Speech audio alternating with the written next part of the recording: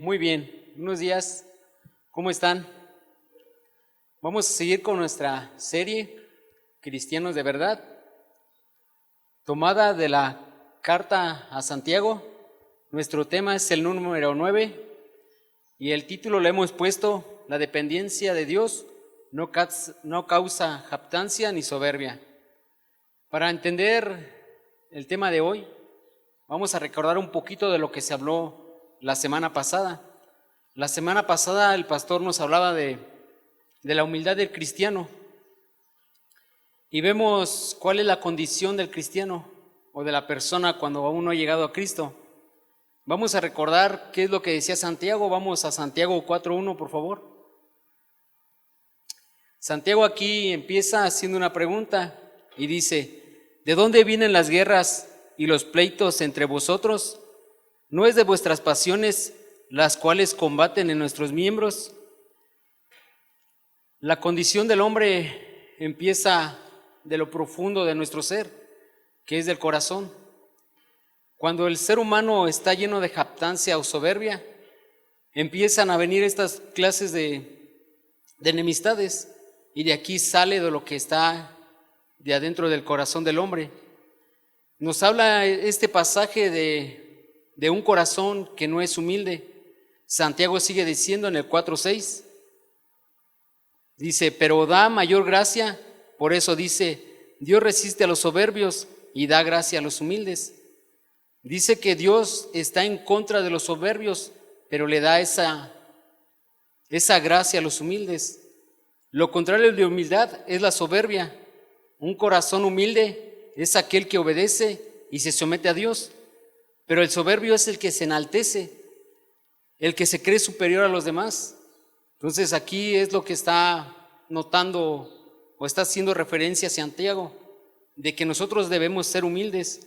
Santiago termina en 4:11 y dice esta parte: hermanos, no murmuréis los unos a los otros. El que murmura del hermano y juzga a su hermano, murmura de la ley y juzga la ley. Pero si tú juzgas la ley, no eres hacedor de la ley, sino juez.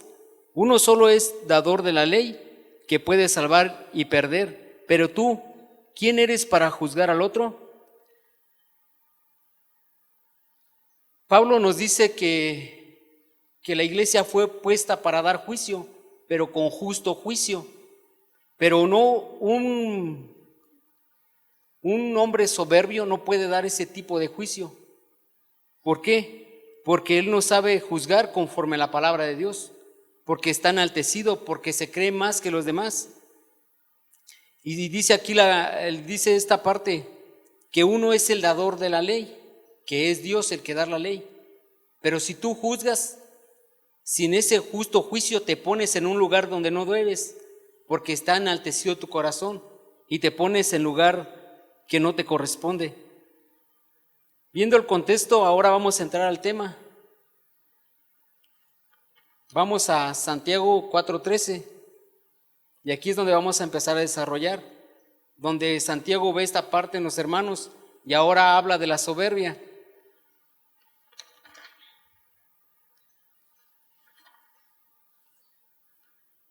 Dice Santiago 4:13, vamos a leer hasta el 17. Dice Santiago: vamos ahora de los que dices, hoy o mañana iremos a tal ciudad, y estaremos allá un año, traficaremos y ganaremos, cuando no sabes lo que será mañana, porque ¿qué es nuestra vida? Ciertamente es neblina que se desaparece por un poco de tiempo y luego se desvanece, en lugar de lo cual deberías decir, si el Señor quiere, viviremos y haremos esto o aquello. Pero ahora os jactáis en vuestra soberbia. Toda jactancia semejante es mala, y al que sabe hacer lo bueno y no lo hace, le es pecado. Vamos a ver el contexto de Santiago 13. Aquí Santiago está viendo una actitud mala de los hermanos, y Santiago dice: vamos ahora de los que dicen, hoy o mañana iremos a esta ciudad, traficaremos y ganaremos. Estaremos allá un año y ganaremos. Bueno, al ver el contexto, si vemos la ciudad de Israel o a los judíos tienen esa parte, son muy prósperos en esa parte. En cualquier país que ellos se planten hay prosperidad por parte de Dios. ¿Por qué? Porque es algo que Dios les dio a ellos, los bendice. En esta parte que está viendo Santiago, está viendo lo mismo. Estos judíos son buenos comerciantes, son grandes, son muy buenos para hacer negocio. Por eso ellos dicen, cuando veían esa ciudad que se plantaban, decían, ok, hay una nueva ciudad, nosotros iremos allá, haremos negocios y después de un año nos haremos ricos. Entonces es lo que está viendo. Y si nos fijamos, el verso está hablando en tiempo futuro. Dice, mañana iremos, traficaremos y ganaremos. Pero ellos están hablando de verbos en tiempos perfectos, que es futuro, en un tiempo perfecto futuro. ¿Qué quiere decir esto? Que ellos están diciendo que mañana van a ir, pero están asegurando ellos que mañana van a ir, que van a ir a esa ciudad y van a hacer negocios. Y después de un año va a haber prosperidad. Van a tener grandes ganancias de lo que están haciendo.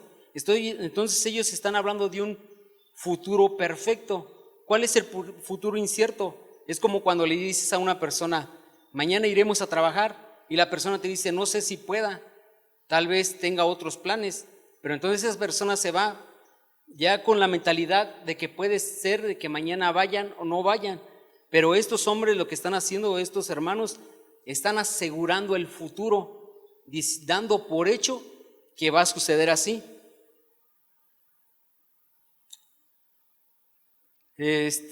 Una pregunta, ¿cuántas veces nosotros hacemos planes y aseguramos las cosas como si fueran a suceder? Muchas veces hacemos planes, voy a comprar un auto o voy a comprar una casa. Dentro de un año o 2, 7 años la termino de pagar, pero en el transcurso del tiempo pueden suceder cosas, como lo que ha pasado en estos tiempos. Suceden cosas y ya lo que nosotros planeamos ya no se pudo garantizar. ¿Por qué? Porque pasaron ciertas situaciones que no nos dejaron hacer. Y a veces tomamos decisiones erróneas. Santiago, en esta parte, él no está diciendo que no hagamos planes, pero que esos planes sean sensatos a lo que está en nuestras manos. De hecho, es bíblico hacer planes. Jesús dijo, porque ¿quién de vosotros queriendo edificar una torre no se sienta primero y calcula los gastos a ver si tiene lo necesario para acabarla? O sea, Jesús está diciendo que es bíblico hacer planes, pero que seamos sensatos en esa parte. También di otro ejemplo, dijo, ¿qué rey al marchar a la guerra contra otro rey no se sienta primero y considera si puede hacer frente con 10,000 al que tiene al que viene contra él con 20,000? Entonces, ¿qué es lo que hace? Hace un plan. Él se sienta primero y viene a ver el ejército y dice, no voy a poder contra él. Entonces él planea y planifica. Entonces es bíblico hacer, pero siempre y cuando tú tomes en cuenta a Dios. ¿Por qué? Porque nosotros no tenemos garantizado el futuro. Entramos en la arrogancia de presumir sobre el futuro. La Biblia nos enseña que hagamos planes, pero que seamos muy sensatos.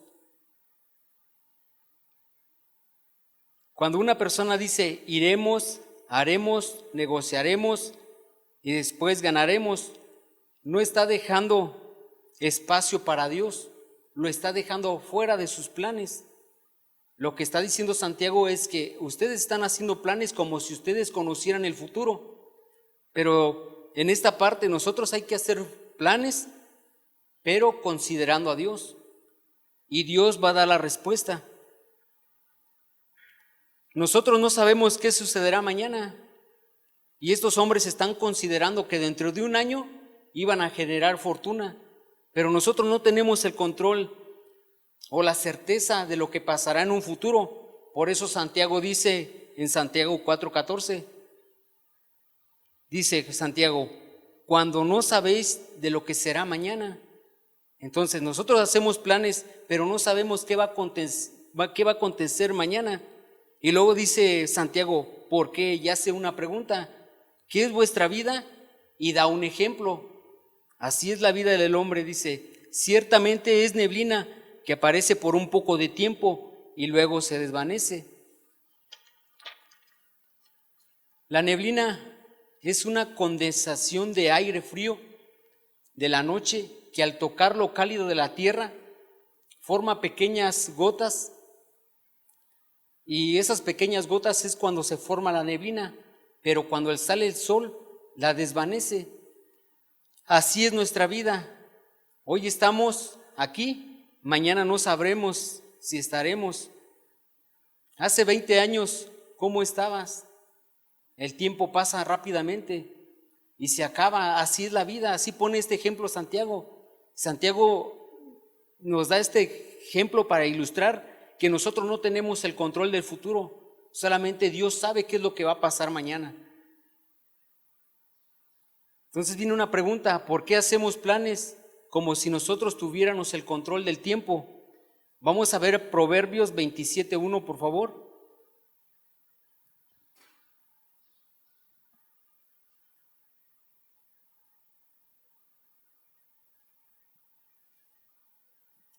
Dice Proverbios 27:1, no te jactes del día de mañana, porque no sabes qué dará en sí el día.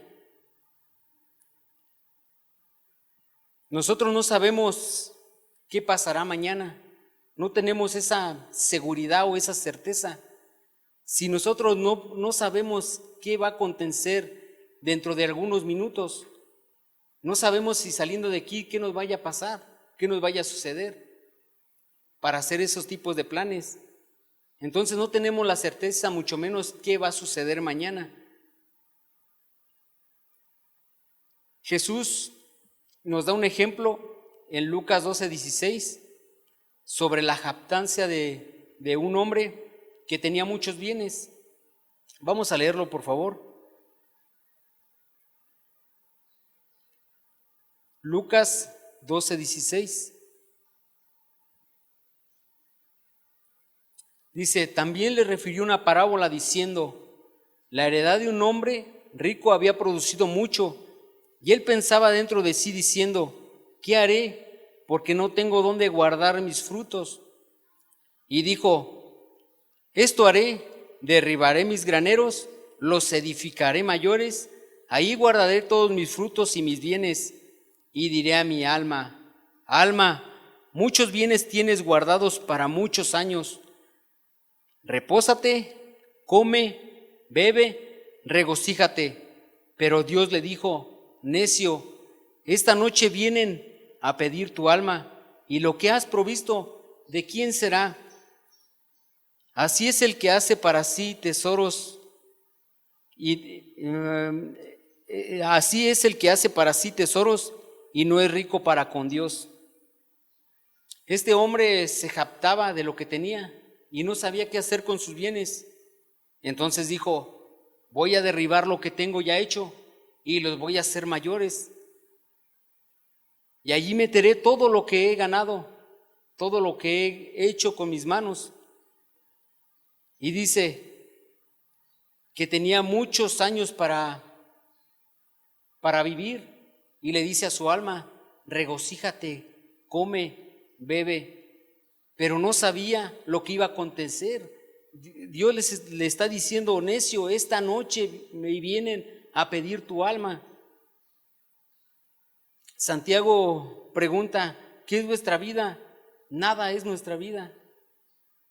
La vida no son riquezas, ni un auto, ni las cosas terrenales.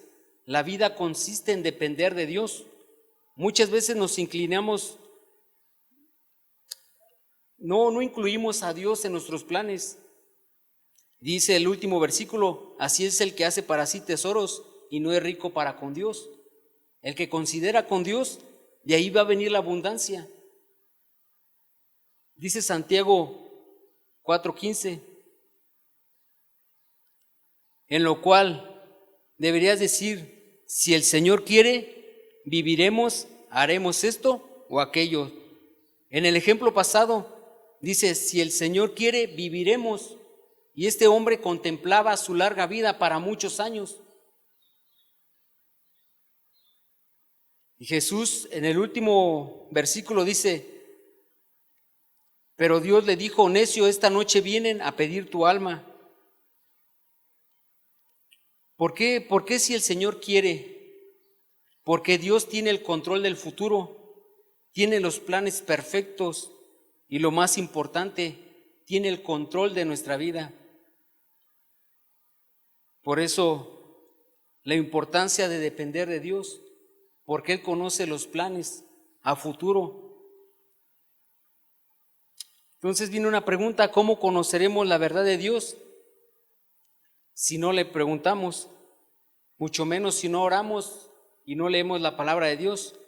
Jesús nos enseñó a orar. Dice en Mateo 6:9, vosotros pues oraréis así, Padre nuestro que estás en los cielos, santificado sea tu nombre, venga a nosotros tu reino, hágase tu voluntad como en el cielo, también como en la tierra. Dice esta parte, hágase tu voluntad. Entonces, ¿qué es lo que quiere Dios? Que conozcamos su voluntad para entender los planes perfectos de Dios. Y la dependencia lo vemos en esta pequeña oración, porque dice, hágase tu voluntad. Más adelante dice, danos el pan de cada día, de cada día. Y esa es la dependencia de Dios. Esta oración les enseña que debemos estar ligados con Dios, que nuestra dependencia debe estar con Dios, no jactarnos con lo que tenemos, porque todo proviene de Dios. Así que tu confianza debe estar en la voluntad de Dios, no en ti, ni en tus fuerzas, mucho menos en las riquezas. Santiago está viendo que estos hermanos están confiando en sí mismos, porque ellos decían, mañana iremos, traficaremos y ganaremos. Entonces, esa confianza no nos sirve de nada si no estamos pegados a Dios. Dice 1 Timoteo 6:17, y a los ricos de este mundo manda que no sean altivos ni pongan las esperanzas en las riquezas, los cuales son inciertas, sino en Dios vivo, que nos da todas las cosas en la abundancia para que las disfrutemos. Entonces, la verdadera abundancia viene en lo que Dios te pone en tus manos. Lo que Dios te pone en tus manos, esa es la gran riqueza que te puede dar Dios, porque la esperanza del mundo se desvanece. Y ahora lo vemos en estos tiempos. ¿Cómo está la situación del mundo? ¿Cómo está la economía del mundo? La economía del mundo es incierta. Hay una incertidumbre de lo que va a pasar mañana. Ahorita se está hablando de la economía que se va a caer, pero nuestra dependencia no está en el mundo, está en lo que Dios tiene para nosotros planeado. La confianza en Dios, al que confía en Dios, hay paz y hay confianza por esa parte. Dice Proverbios 11:28.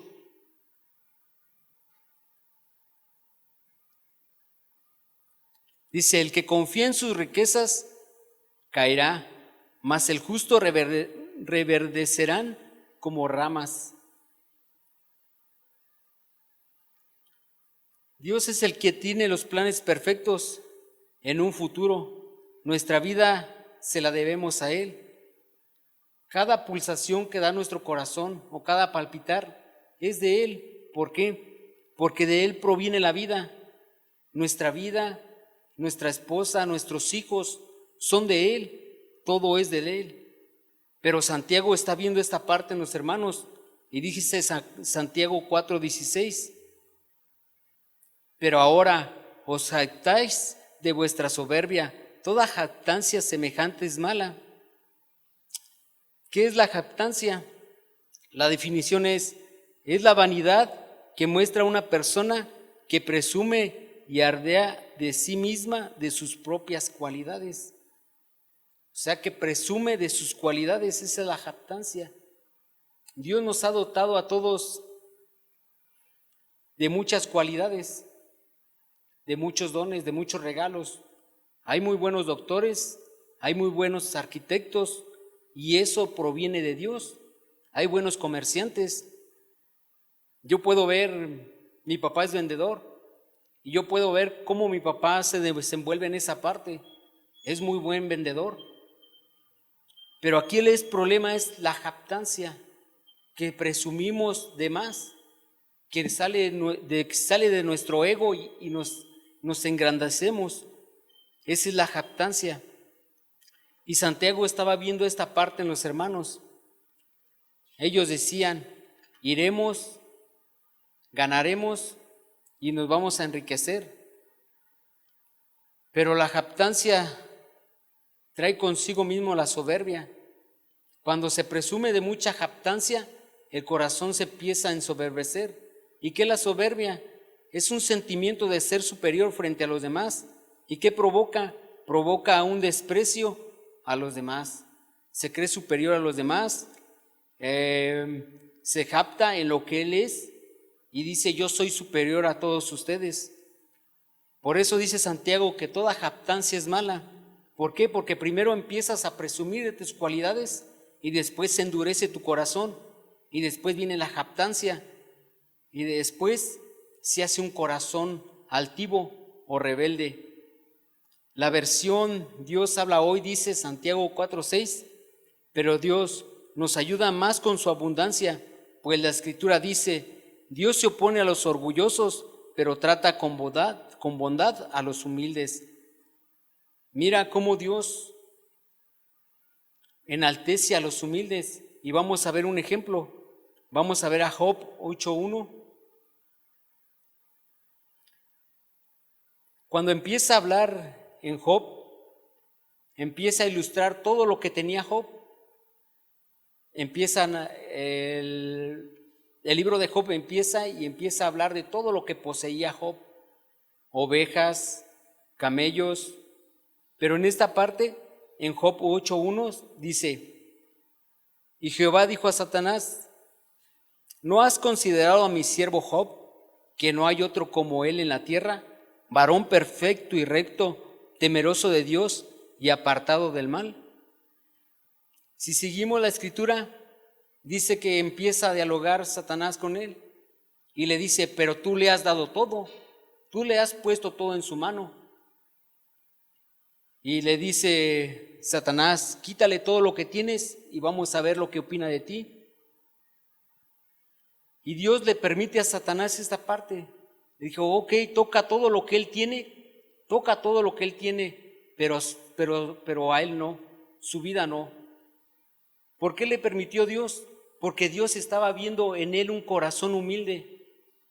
Dios veía a Job Dios veía a Job y consideraba a Job como un hombre recto y perfecto, apartado del mal. Estaba viendo un corazón humilde. Dios sabía que Job no dependía de lo que tenía, sino la dependencia estaba en Dios. Job dependía de Dios y no de sus riquezas. Por eso Dios le dice: ok, toca todo lo que él tiene, las cosas materiales. A Job no le importaban las cosas materiales. Y todos conocemos ese libro y vemos cómo termina todo. Termina después que Job siempre se sostuvo con un corazón humilde, pasando pruebas, dependiendo de Dios, y al final lo que hizo Dios fue recompensar todo lo que se le había quitado. Pero vemos allí un corazón humilde. El corazón humilde, el humilde puede pasar por muchas pruebas, pero siempre está confiando en Dios. No se jacta en lo que tiene, sino en lo que el Señor le da. Dice Mateo 5:5, dice: bienaventurados los mansos, porque ellos recibirán la tierra por heredad. Quise buscar la definición de mansos y no lo hay, pero algunas Biblias de otra traducción lo traducen como humilde y dice: bienaventurados los humildes, porque ellos recibirán la tierra por heredad. Un corazón humilde es aquel que obedece, se somete a Dios y siempre está confiando en Dios. Pero Dios también dice lo que vemos en Santiago, pero que también Dios está en contra de los soberbios. Vamos a ver Jeremías 50:31, por favor.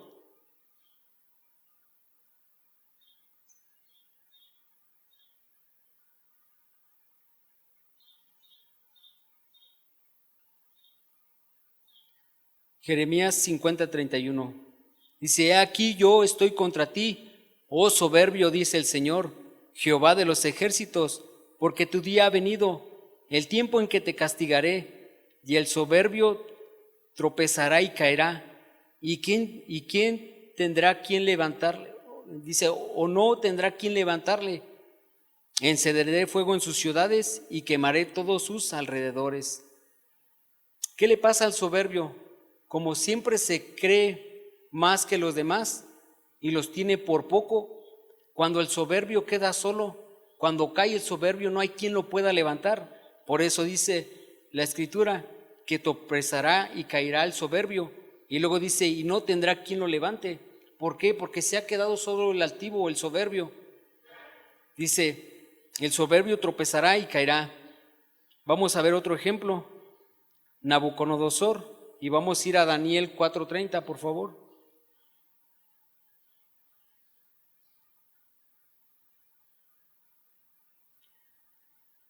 Nabucodonosor era el rey de Babilonia.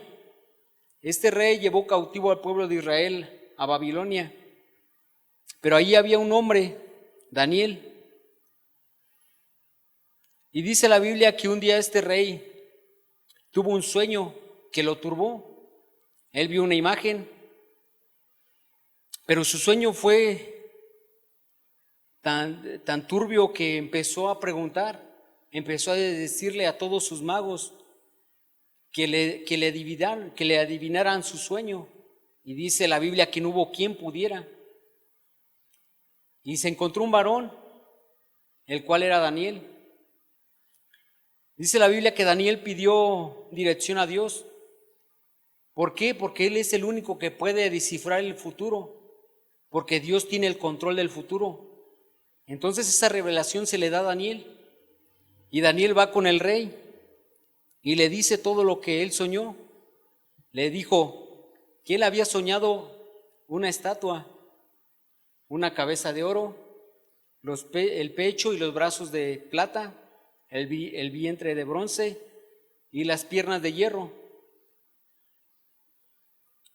Y entonces Daniel le dice, y tú, oh rey, a ti Dios te ha puesto por cabeza, tú eres la cabeza de oro, pero vendrá otro reino que te tumbará. Entonces Daniel le muestra todo el futuro que Dios le había mostrado, pero la arrogancia de este rey, su corazón enaltecido, vamos a ver lo que dice aquí en Daniel 4:30. Dice, habló el rey y dijo, ¿no es esta la gran Babilonia que yo edifiqué para casa real con la fuerza de mi poder y para gloria de mi majestad? ¿Qué estaba haciendo este rey soberbio? Estaba jactando de algo que no era de él, porque Daniel ya le había dicho que Dios lo había puesto a él. Dice el 31, aún estaba la palabra de la boca del rey cuando vino una voz del cielo, a ti se te dice, rey Nabucodonosor, el reino ha sido quitado de ti, y entre los hombres te arrojarán, y con las bestias del campo será tu habitación, y como los bueyes te apacentarán, y 7 tiempos pasarán sobre ti, hasta que reconozcas que el Altísimo tiene el dominio y el reino de los hombres, y da a quien él quiere. ¿Ok? Vamos a ver otro ejemplo. Vamos a ver a un ser celestial que estaba en el cielo. Su nombre es Luzbel o Luzbella. La Biblia dice que este ser se ensoberbeció, quiso ser superior que los demás, pero vamos a ver las cualidades que Dios le dio a este ser. Le dio cualidades, le dio autoridad y le dio el poder. La Biblia dice, tú eras el sello perfecto O sea que él era perfecto, lleno de sabiduría, acabado de hermosura. Él era el director de la orquesta de Dios, él era la mano derecha de Dios, era el protector, él era encargado del ejército celestial. Pero Dios le dio todas estas cualidades a este ser, pero si hay un problema en él. Vamos a ver Ezequiel 28:17, por favor.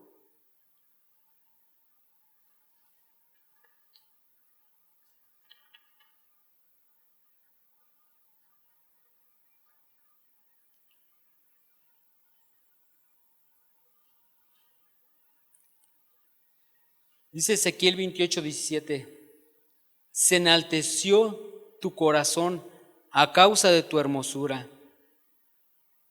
Aquí se encontró el problema. Dice, se enalteció tu corazón o se ensoberbeció tu corazón. A causa de las cualidades que él tenía, que le había dado Dios, él se jactaba con todo lo que tenía. Pero ese fue su problema, que dentro de él se encontró la maldad.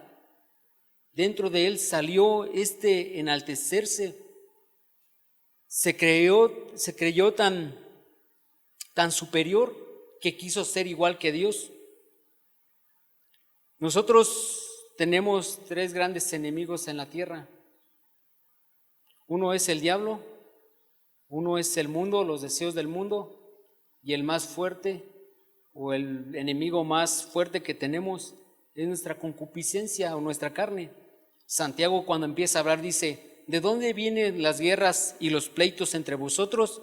¿No es de nuestras pasiones, las cuales combaten en nuestros miembros? Y aquí viene el problema, la soberbia. La soberbia o el mal sale de dentro de nosotros. Lo que Dios nos da es para enaltecer a Dios, pero no para creernos igual que Él. Dios nos dota de estas cualidades, pero vienen por Él y son para Él. Pero este ser se enalteció, su corazón por causa de su hermosura. Dice, sigue diciendo el versículo, corrompiste tu sabiduría a causa de tu resplendor. Yo te arrojé por la tierra delante de los reyes y te pondré para que te miren en ti. ¿De dónde lo arrojó Dios? De allá arriba. Pero ¿qué iban a ver de él? ¿O qué iban a tomar de ejemplo? Que él allá arriba se enalteció, por eso fue arrojado a la tierra. La jactancia se enaltece el corazón y se corrompe y se revela. En las iglesias pasa exactamente lo mismo. Dios nos da estos dones, estos regalos. Dios nos capacita, nos capacita y nos da estos privilegios. Pero a veces tú eres llamado no por tu hermosura ni por tu empatía. Dios te da todos esos privilegios. Pero aquí el problema es que a veces nos captamos de lo que Dios nos ha dado, y lo que Dios nos da es por gracia, es por su misericordia. Muchas iglesias tienen este mismo problema y ya no hablan de Cristo o de lo que Dios puede hacer. Ya no hablan del pecado, solamente hablan de sus logros, de su prosperidad, de la jactancia. ¿Quién tiene más congregantes? ¿Quién tiene un mejor ministerio? Ahora toman en poco las cosas que Dios les da y ahora se creen apóstoles, se jactan en sus riquezas. Si nosotros tenemos este privilegio, hay que darle gracias a Dios, hay que cuidarnos nuestro corazón, que sea humilde. Pídele a Dios que te guíe y que te respalda. El Señor Jesús, en los 7 mensajes que da a las iglesias y en el último mensaje que da, está viendo esa parte también. Vamos a ver Apocalipsis 3:17. Está viendo el mismo problema que Santiago está viendo con los hermanos de esta iglesia.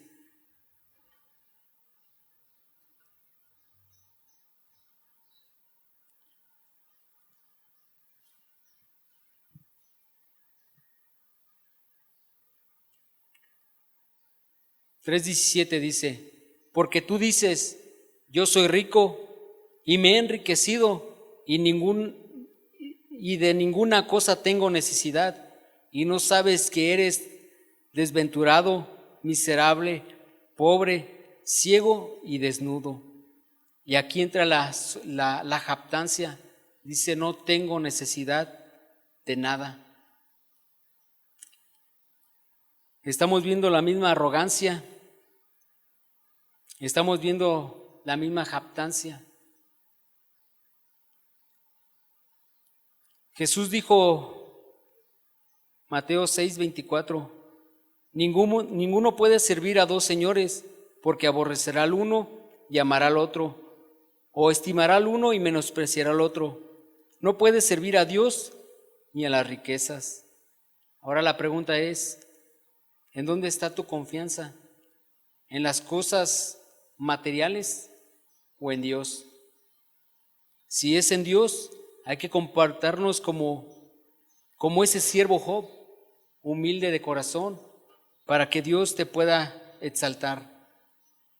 Santiago dice 4:17, y al que sabe ser lo bueno y no lo hace, le es pecado. Santiago está dando por un hecho que ellos saben lo que tienen que hacer. Cuando dice Santiago, ¿qué dice? El que sabe hacer lo bueno y no lo hace, saben lo que está diciendo Santiago es una verdad. Ellos saben que tienen que estar dependiendo de Dios. Santiago les está afirmando, ustedes deben de hacer esto. Santiago dice, si lo sabes hacer, ponlo por obra. Porque es necesario que conozcan la voluntad de Dios, porque así hay varios cristianos, conocen la voluntad de Dios, pero no la ponen por obra. Santiago dice, si sabes la voluntad de Dios y no la pones por obra, es pecado. La humanidad en este momento está preocupada por lo que pasará mañana. Jesús dijo que iban a pasar estas situaciones, pero dijo Jesús, pero confíen en mí, yo estaré con ustedes hasta el fin del mundo. Hay que preocuparnos por estar en los planes de Dios, por incluir a Dios en nuestra vida. La salvación consiste en la dependencia de Dios, porque a veces la humanidad está preocupada por cierta enfermedad, pero no sabemos si al rato podemos morir al salir a la calle, o podemos morir por un infarto, y eso es instantáneo, pero están preocupados por las enfermedades. Hay una enfermedad más grave que el ser humano tiene y se llama pecado. Si tú murieres hoy y si tu confianza no está puesta en Cristo Jesús, estarás en un gran problema. Romanos 10:8 dice, en realidad dice, el mensaje está al alcance de la mano, está en tus labios y en tu corazón. Y ese mensaje es el mismo mensaje que nosotros predicamos acerca de la fe. Si declaras abiertamente que Jesús es el Señor y crees en tu corazón que Dios le levantó de los muertos, serás salvo. Pues es por creer en tu corazón que eres declarado justo a los ojos de Dios, y es por declarar abiertamente tu fe que eres salvo. ¿Qué está diciendo Pablo? Que la justicia de Dios operó en Cristo Jesús. Y te puedes preguntar, ¿cómo operó? Que el castigo por mi pecado y por tu pecado, Cristo lo llevó en una cruz, pagando tu rebelión contra Dios, porque la Biblia dice que la paga del pecado es muerte, mas el regalo de Dios es vida eterna en Cristo Jesús nuestro Señor. Así que Jesús, puesto en esa cruz, llevando heridas, latigazos, golpes. Eso era lo que tú y yo merecíamos. Pero Él fue puesto en una cruz para justificarnos de nuestra maldad y de nuestro pecado. Pablo dice: si tú crees de corazón que Cristo murió, fue sepultado y resucitó, y si confesares con tu boca que ahora Jesús es tu Señor, que es tu amo, dice, serás salvo. ¿Por qué? Porque éramos amos del pecado. Nuestro amo era el pecado y el pecado se enseñoreaba. Pero ahora Cristo Jesús a eso vino, a que tú pusieras tu confianza en Él y te alejaras del pecado. Ahora, en este momento, si tú has creído en lo que Cristo hizo en la cruz, ahora en este momento Él te hace inocente y eres justificado ante el Padre y serás salvo del juicio de Dios.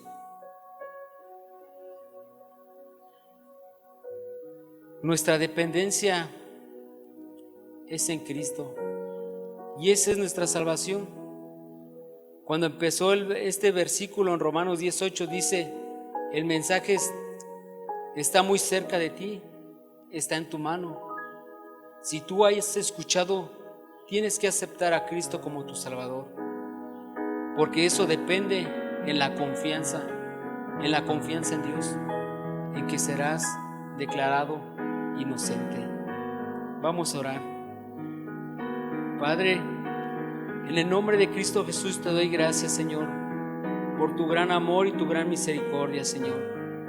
Reconocemos que a veces nos llenamos de jactancia, Señor, de soberbia. Pero, Señor, hoy en este día, Señor, te pido, Señor, que nos ayudes, Señor, a tener un corazón de humildad, Señor, ante ti, Señor.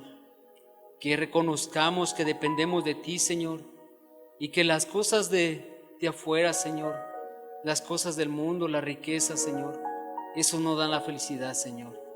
Señor, reconocemos que tú eres el dador de vida, Señor, y que dependemos de ti, Señor. Hoy te pido, Señor, por todos los que han escuchado este mensaje, Señor, Señor, que te acepten y que pongan la confianza en ti, Señor. Gracias te damos por ese regalo maravilloso que fue haber dado tu Hijo en la cruz, Señor. Por eso somos salvos, Señor, y por Él hemos sido justificados, Señor. Gracias, Señor, en el nombre maravilloso de tu amado Hijo Cristo Jesús. Amén. Estamos despedidos y que Dios les bendiga a todos.